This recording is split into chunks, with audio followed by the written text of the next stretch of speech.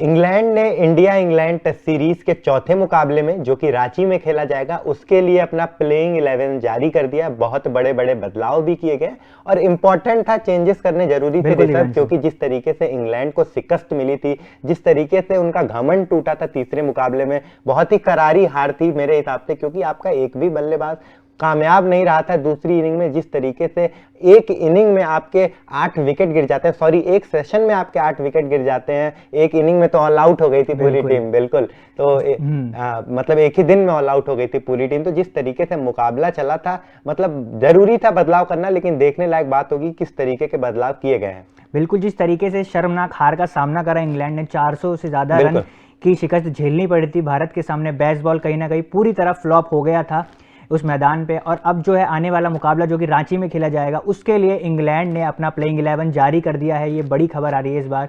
एक बार हम जल्दी से प्लेइंग 11 पर नजर डाल लेते हैं। बेन स्टोक्स ने 2 बड़े बदलाव किए, चलिए नजर डालते हैं प्लेइंग 11 पे क्या होने वाली है इंग्लैंड की। बेन डकेट, जैक क्रॉली और Ollie Pope, Joe Root, Jonny Bairstow, Ben Stokes कप्तान। विकेटकीपर के तौर पे बेन फोक्स ही खेलेंगे। बड़ा बदलाव जो किया गया है, शोहेब बशीर को वापस लाए हैं दिव्यांशु, बिल्कुल, और मार्क वुड की जगह जेम्स एंडरसन, माफ कीजिए, ओली रॉबिन्सन को लाया गया है। बिल्कुल, अगर हम देखेंगे स्क्रीन पे तो जो बैटिंग ऑर्डर है सेम है, कोई चेंजेस नहीं किए गए हैं। बेन फोक्स तक जो भी बैटिंग ऑर्डर है एकदम सेम है, कोई चेंजेस नहीं है। गेंदबाजी में 2 अहम बड़े बदलाव किए गए हैं। रेहान अहमद के जगह स्पिन गेंदबाजी करेंगे शोएब बशीर, जिनका डेब्यू हुआ था दूसरे मुकाबले में। अच्छे गेंदबाज हैं, अच्छा परफॉर्मेंस किया था। रेहान अहमद भी मेरे हिसाब से बहुत ज्यादा डिफरेंस नहीं होने वाला। ये बात अलग है कि शोएब बशीर रिस्ट स्पिनर है, तो हो सकता है कुछ एक्स्ट्रा ऑर्डिनरी करके जाएं। और ओली रॉबिन्सन, ये मुझे मतलब बहुत चौंकाने वाला डिसीजन लग रहा है, क्योंकि मार्क वुड की जगह आप ओली रॉबिन्सन को ला रहे हैं।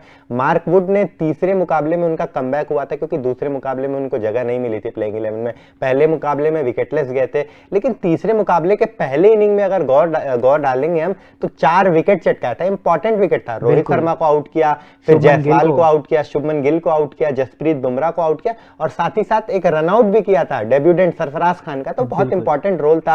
इकोनॉमी भी मेंटेन थी, लगभग 4 साढ़े 4 की इकोनॉमी थी। बहुत अच्छा परफॉर्म कर रहे थे, लेकिन दूसरे इनिंग में उतना अच्छा परफॉर्मेंस नहीं रहा, लेकिन बशर्ते इकोनॉमी ठीक ठाक थी। तो मुझे लगता है कहीं ना कहीं ये डिसीजन मेरे समझ से परे है। मुझे लगता है कि रेहान अहमद की जगह जो शोएब बशीर को लाया है, वो कहीं ना कहीं जगह बनती है, क्योंकि कप्तान बेन स्टोक्स जो पहले से ही बोल रहे थे कि वीजा के क्लियरेंस नहीं मिल पा रहा है शोएब बशीर को, वो हमारे एक्स फैक्टर हैं। तो कहीं ना कहीं उसके बाद वीजा क्लियर हुआ, पहले मैच में, दूसरे मैच में खेलते हुए दिखे भी थे कहीं, लेकिन माफ कीजिए, पहले मुकाबले में। उसके बाद रेहान अहमद की अगर हम बात करें तो परफॉर्मेंस उतनी बेहतरीन नहीं रही है जितनी एक्सपेक्टेशंस थी। उसलिए मुझे लगता है कि शोएब बशीर का आना कहीं ना कहीं बनता था। लेकिन मार्क वुड की जगह जो रॉबिन्सन को लाया गया है, वो मेरे को भी कहीं ना कहीं ऐसा लगता है कि मार्क वुड ने पहली इनिंग में अगर आपको 4 विकेट निकाल कर दी थी, पर मुझे ये भी लगता है कि एंडरसन जिस तरह के एक्सपीरियंस गेंदबाज हैं, तो उनको तो शायद नहीं हटा सकते थे बेन स्टोक्स। उनको पता है कि वो शायद एक टेस्ट मैच खराब चला गया, लेकिन एंडरसन इतने तजुर्बेकार जो गेंदबाज हैं, उनको पता है अगले मैच में वापसी कर सकते हैं किसी भी पिच पे। मैं बार बार यही चीज बोलता हूँ, एंडरसन इस तरह के गेंदबाज है। हालांकि जायसवाल ने बहुत बुरी पिटाई करी थी उनकी उस मैच में, 3 छक्के। बिल्कुल, सरफराज खान, जितने भी यंगस्टर थे सबने अच्छी खासी पिटाई करी थी। लेकिन एंडरसन ऐसे गेंदबाज है जो चैंपियन गेंदबाजों की श्रेणी में लेजेंडरी बॉलर है, इतनी विकेट निकाली है टेस्ट क्रिकेट में, तो कहीं ना कहीं वो अगले मैच में वापसी करना भली बात जानते हैं। तो इस वजह से मुझे लगता है ऋषभ की ऐसा जरूरी नहीं है कि आपको बदलाव करना जरूरी ही है। अगर आप एंडरसन को नहीं हटा सकते, वो एक्सपीरियंस रखते हैं, अच्छे गेंदबाज है, तो क्या जरूरत है कि आपको मार्क वुड को हटाने ही हटाने। क्योंकि मेरे हिसाब से जो परफॉर्मेंस उनका दूसरे मुकाबले में था, खासतौर पर दूसरे मुकाबले के तीसरे मुकाबले के पहले इनिंग में, दूसरे मुकाबले में तो जगह नहीं बना पाए थे प्लेइंग 11 पे, लेकिन तीसरा जो मुकाबला था उसके पहले इनिंग में बहुत कमाल का उनका परफॉर्मेंस रहा था।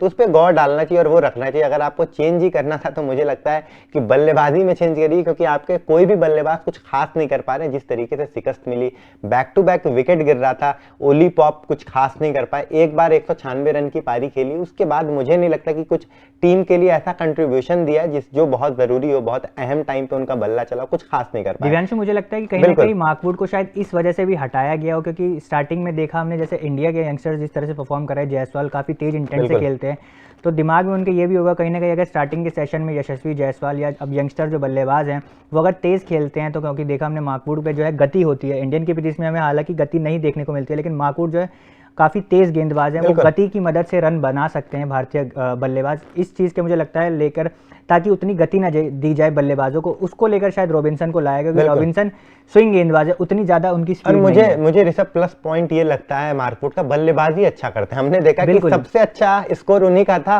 तीसरे मुकाबले के 10 बॉलों पे 31 रन। बताइए, लगभग 250-300 के स्ट्राइक रेट से टेस्ट क्रिकेट में बल्लेबाजी कर रहे थे, जहां आपका कोई भी बल्लेबाज मतलब सिंगल डिजिट में आधी टीम आपकी आउट हो रही थी, वहां पर वो 30-33 रन बना रहे हैं लोअर ऑर्डर पे आके।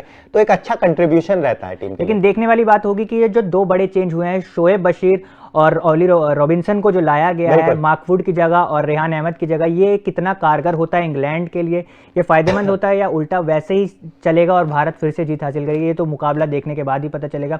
आपकी क्या राय है इस प्लेइंग 11 पे, हमें कमेंट सेक्शन में जरूर बताएं, और साथ ही साथ तूफान स्पोर्ट्स को लाइक शेयर और सब्सक्राइब करना ना भूलें।